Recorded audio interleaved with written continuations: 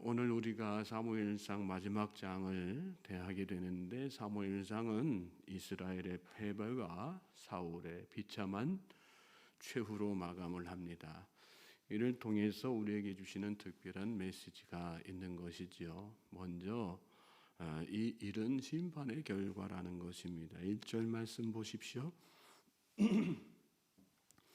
블레셋 사람들이 이스라엘을 치매 이스라엘 사람들이 블레셋 사람들 앞에서 도망하여 길보아 산에서 엎드러져 죽으니라. 여기 말씀 보면 블레셋 사람들이 이스라엘을 쳐서 이렇게 다 이스라엘 군대가 패하는 그런 장면을 소개하는 말씀인데, 특별히 말씀에 이스라엘을 치매라고 하는 단어가 이렇게 눈에 들어와요. 이 치매라고 하는 말은 전쟁하다, 싸우다는 뜻과 함께 심판하다는 의미가 있습니다. 블레셋과 이스라엘의 싸움은 하나님의 심판의 결과라는 것을 강조하는 그런 말씀이죠. 사울 개인 또한 마찬가지였어요. 왜 사울이 비참한 최후를 맞게 된 것일까요? 하나님께서 그를 치셨기 때문에, 그를 심판하셨기 때문입니다. 성경에는 하나님께서 치심으로 죽게 된 사람들이 등장을 하죠. 오늘 본문에 나오는 사울이나 아비가일의 다윗의 아내 아비가일의 남편인 나발, 또 사무엘 하에 나오는 우사나 신약으로 넘어와서 헤롯 같은 사람이 대표적인 사람이에요. 다 하나님께서 치심으로 죽게 된 그런 사람들입니다. 사울은 출발이 좋았던 사람이죠. 그런데 왜 하나님께서 그를 치셔서 이렇게 안타깝게 비참한 최후를 맞게 되었을까요? 출발과 다르게 그 과정에서 또 결과적으로 하나님을 떠나서 그렇게 잘못된 길로 걸어갔기 때문인 것이죠. 그리고 그것을 끝까지 돌이키지 않고 그 길을 끝까지 고집했기 때문이죠. 그렇습니다. 성경에는 손줄로 생각하는 자 넘어질까 조심하라 하는 경고의 말씀이 있어요. 우리도 예수님을 믿고 구원 백성이 되었지만 우리의 믿음의 과정이 잘못되고 마지막 순간이 잘못되면 결국은 이렇게 심판받을 수밖에 없다는 거 잘 깨달아야 됩니다. 그래서 우리 믿음의 사람들은 날마다 우리 자신의 믿음을 잘 점검하고 돌아보는 게 필요한 거예요. 그래서 잘못된 것이 발견되어지면 그 즉시 하나님 앞에 회개하고 돌이키는 거, 그게 참 중요하다는 거 우리가 깨닫게 되는 것이죠. 오늘 저와 여러분의 삶 가운데 돌이켜야 될 것이 있습니까? 오래 끌지 마시고 미련하게 하나님께서 치실 때까지, 그래서 안타깝게 안타까운 생으로 치닫는 그런 어리석은 삶이 아니라 그 즉시 하나님 앞에 다 돌이켜 회개함으로 하나님께서 허락하신 복된 길을 걸어가는 우리 모두가 되기를 주님의 이름으로 소망하고 축복합니다. 또 이 말씀 가운데서 우리가 깨닫는 또 한 가지는, 그러나 모든 죽음이 심판의 결과는 아니라는 사실입니다. 의미가 다른 죽음이 있다는 그런 말씀이죠. 2절 말씀 보세요. 2절 말씀 보시면 블레셋 사람들이 사울과 그의 아들들을 추격하여 사울의 아들 요나단과 아비나답과 말기수아를 죽이니라. 블레셋 사람들이 사울의 세 아들들을 추격해서 그 블레셋 사람들의 손에 의해서 그 세 아들이 죽임당하는 그런 장면을 소개하는 말씀이에요. 다른 두 아들은 뭐 어떨지 모르겠어요. 그들의 삶에 대해서 어떤 삶을 살았는지 성경에 막 자세하게 기록하지 않으니까. 그런데 여기 요나단의 죽음을 보면 조금 이해가 되지 않아요. 왜 요나단이 이렇게 다른 두 아들과 함께 사울과 함께 죽어야만 했을까? 우리가 아는 대로 요나단은 어떤 사람이었어요? 신앙 참 좋은 사람이었잖아요. 다윗을 자기 목숨보다 사랑했고 하나님의 뜻을 알고 사울의 뒤를 이을 왕으로 하나님께서 다윗을 내정하셨다는 그 사실을 알고 자신이 왕위 계승의 1순위자이지만 왕자이지만 그 권리 다 포기하고 하나님의 뜻에 순종하여서 다윗을 왕으로 세우려고 애썼던 인물 아니겠어요? 그런데 그렇게 신앙 좋고 믿음 좋았던 요나단이 왜 이렇게 같이 죽음을 당해야만 했을까? 마치 심판받아서 죽은 것처럼 이렇게 비참한 생으로 삶을 마감해야만 됐을까? 요나단은 아들이었지만 아버지 사울과는 완전히 달랐어요. 그런데 이렇게 같은 전장에서 같이 좀 이렇게 안타까운 죽음을 맞게 된 그런 상황을 보면서 이 상황을 우리가 어떻게 받아들이고 해석해야지 되는가? 먼저 우리가 알아야 되는 거, 비록 같은 장소, 같은 상황 가운데서 같은 시간대 이렇게 다 죽었지만 그러나 그 요나단의 죽음은 사울 왕의 죽음과는 완전히 다른 죽음이라는 거 우리가 잘 알아야지 됩니다. 요나단은 사울 왕과 함께 같은 전쟁터에서 같은 장소에서 같은 사건 속에서 죽었지만 또 사울은 하나님의 뜻에 불순종하다가 심판당해서 죽고 만 것이지만 요나단은 끝까지 이스라엘을 위하여서 싸우다가 전사한 승리의 죽음이라는 거 우리가 잘 깨달아야지 됩니다. 그리고 또한 그럼에도 불구하고 아무리 그의 신앙이 좋고 다윗을 인정하고 그랬다고 할지라도 그는 결국은 구시대의 인물일 수밖에 없다는 거. 요나단은 아버지 사울에게 더 가까웠고요. 결국은 사울을 떠나지 못했어요. 그리고 다윗은 새로운 나라로 새 시대를 열 것이었기 때문에 세수를 세 부대에 담는 그런 차원에서 하나님께서 그의 생명을 가져가신 것이 아닐까. 우리 잘 그렇게 깨달아야 되는 것이죠. 같은 죽음이라도 그런 어떤 영적인 의미가 다 다른 거예요. 이런 죽음을 맞은 인물 중에 세례 요한이 있죠. 세례 요한은 주님으로부터 여자가 낳은 자 중에 가장 큰 자라는 그런 놀라운 평가를 받은 인물이었어요. 예수님이 오실 길을 예비하는 그런 사명을 받은 사람이었고 예수님이 오시자 그는 흥하여야 하겠고 나는 쇠하여야 하리라 하는 생각으로 사명에 누구보다도 충실했던 사람입니다. 예수님을 통한 새 시대 새 길을 열기 위해서 순교로 생을 마감하게 되죠.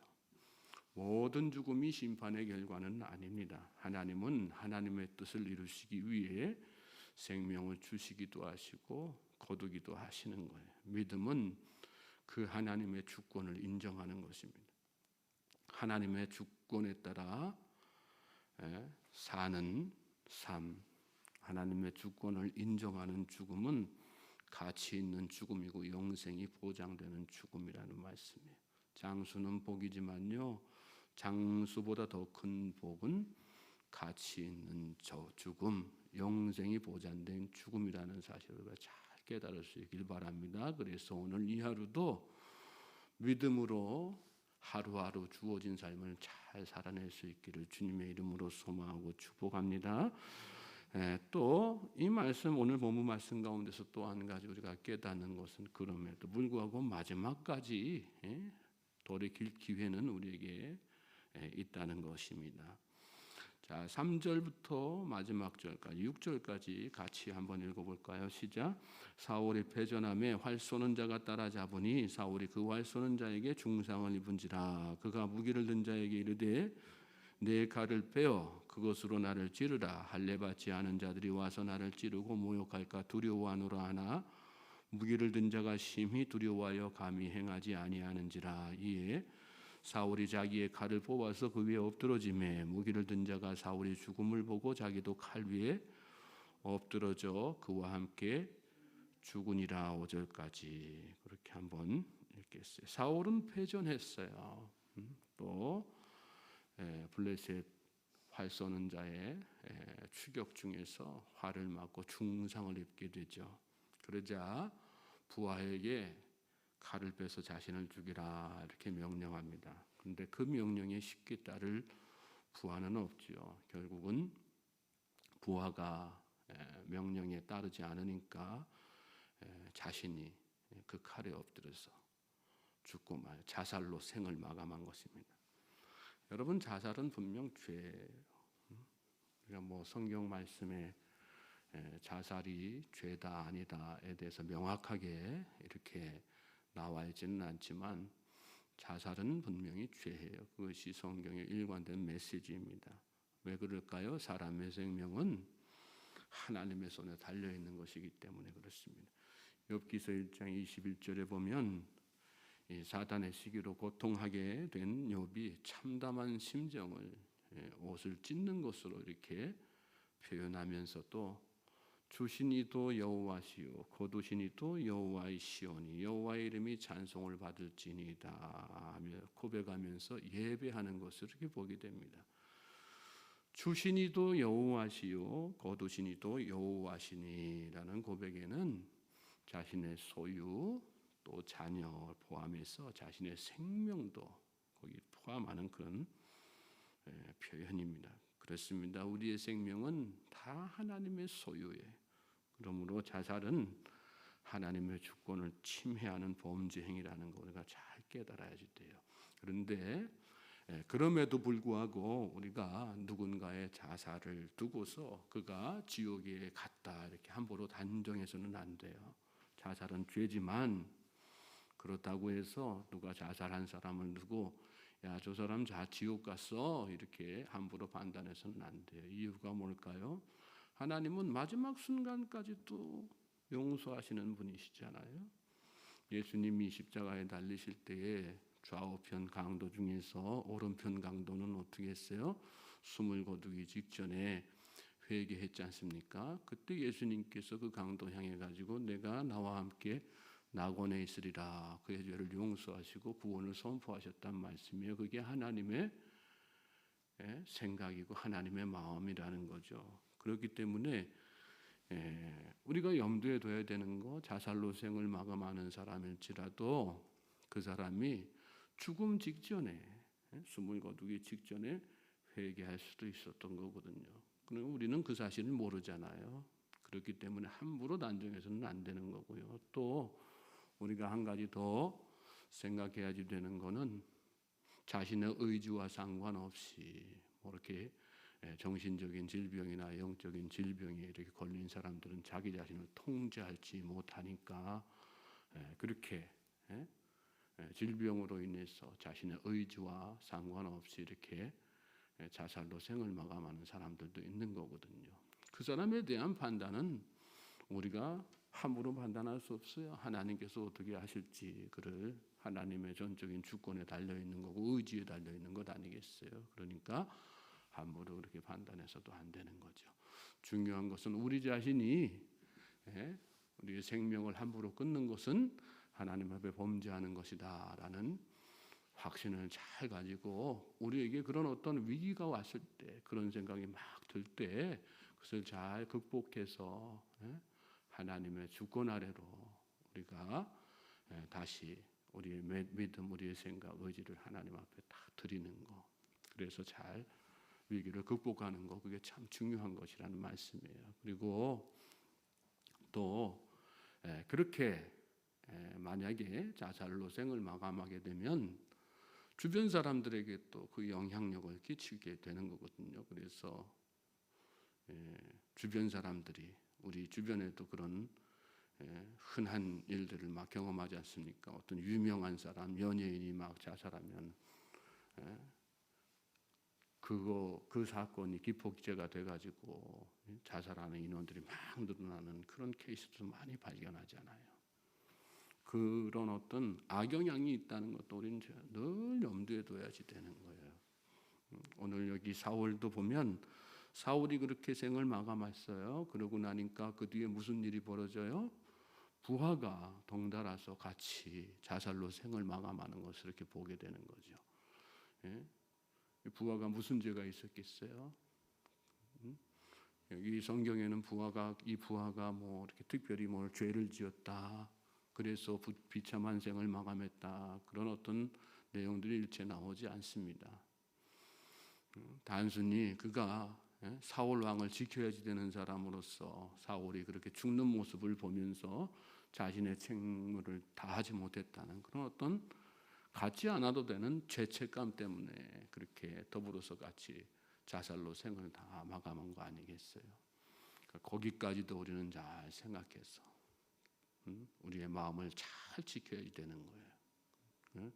또 그렇기 때문에 우리가 평상시에 늘 성령 충만함으로 깨어 있어야 되는 것입니다. 기도하면서 깨어 있어야 되고 성령 충만함으로 깨어 있어야 돼요. 우리의 그런 어떤 의지, 생각들, 그런 생각들을 잠재울 수 있는 분은 성령의 능력으로 이렇게 다 가능한 것이거든요. 그러니까 늘 우리가 평상시에 잘 깨어 있으면 삶이 아무리 힘들고 고단하고 어려워도 그런 잘못된 선택을 하지 않을 수가 있는 것입니다.